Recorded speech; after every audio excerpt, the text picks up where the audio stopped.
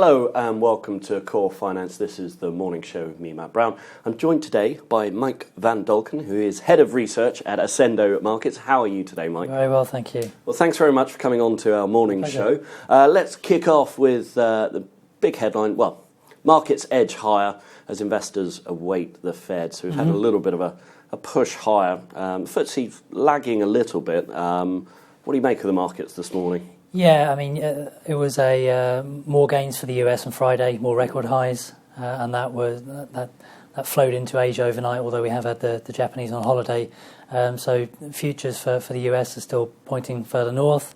The German DAX has made a good start to the week.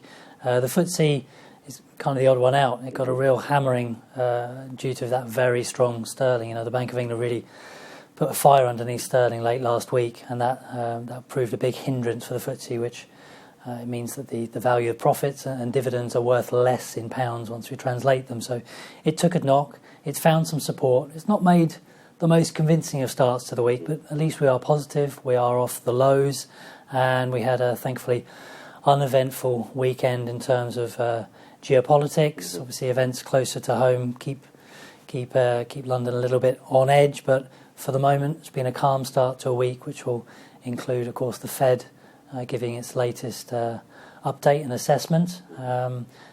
Expectations are not for another rate hike just yet. I think that would be premature, but we're likely to hear more about them starting to unwind their balance sheet, which is their next branch of policy normalisation, having already tapered their QE to nothing and started raising rates. Now, stopping the reinvestment of maturing bonds is their next branch of gradual policy normalisation, weaning markets off all that cheap money we've had for so long. Fantastic. So we'll look forward to that in the middle of the week. But looking at a stock that seems to be performing quite well today, BAE Systems. Well, what's the story behind this? So it's reacting well to news of the Qataris signing a letter of intent with the British government to buy, I think it's 24 Typhoon fighter jets, which is obviously a benefit for our defence sector.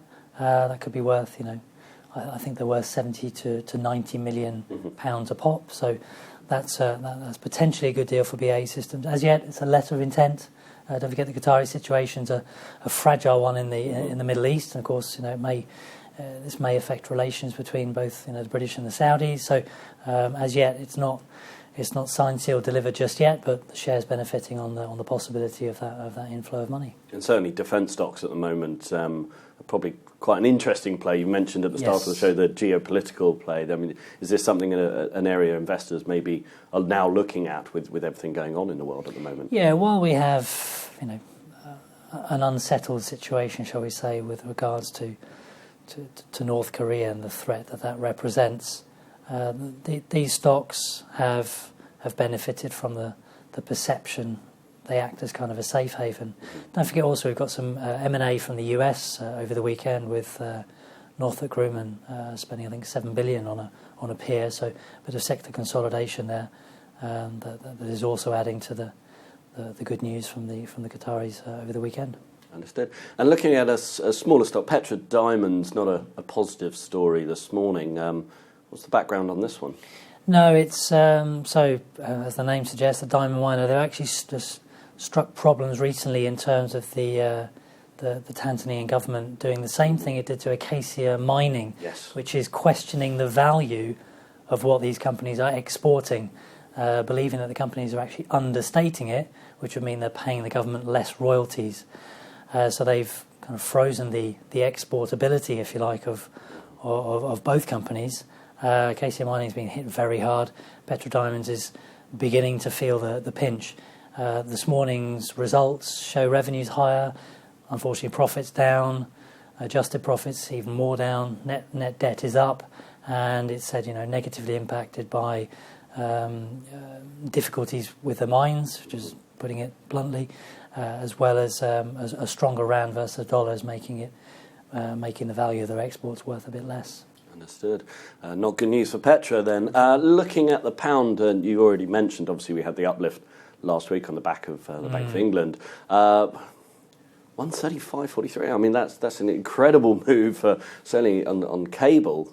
Indeed. I think last time I was here, we were looking at a trend line of potential resistance, which we just flew through late last week. So we had the Bank of England came out with a more hawkish assessment of whether a rate hike was due, and they were teeing us up, it sounds like, for something within the coming months. And that was followed up by the comments from the supposedly very dovish member, an uber dove, as they say, who was, saying yes, I'm in agreement with that. So it was a real volte-face from him, and that just, but by the end of the week, sterling was touching 136 against the dollar, levels we haven't seen since Brexit, and again versus the euro, I think it's its strongest in a couple of months, and I think we may be seeing a bit of resistance versus so I look at it pound euro, we may be looking at a bit of resistance, so this would be support down here for euro pound.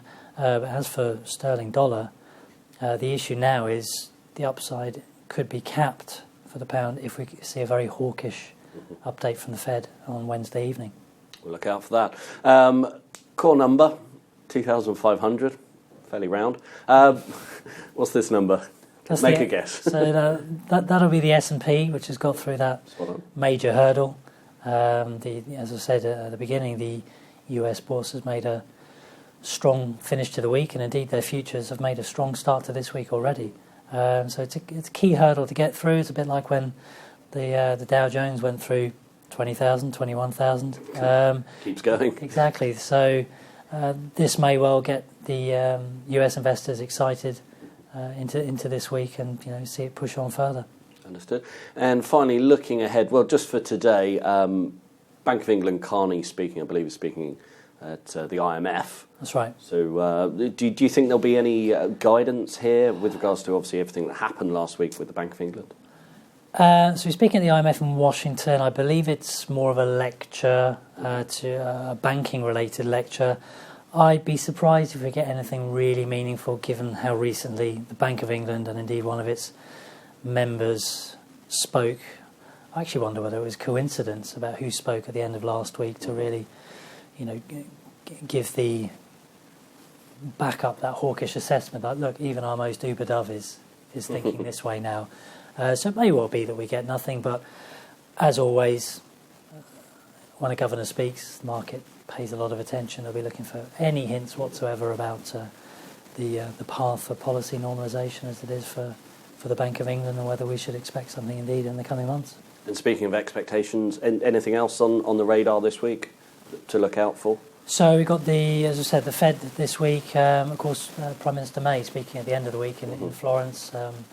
How she will, give the latest lay of the land in terms of the UK and Brexit, especially in light of what some are saying was maybe Boris Johnson jostling for a leadership position. That backseat driver there. Yeah, about taking a position which is not quite following the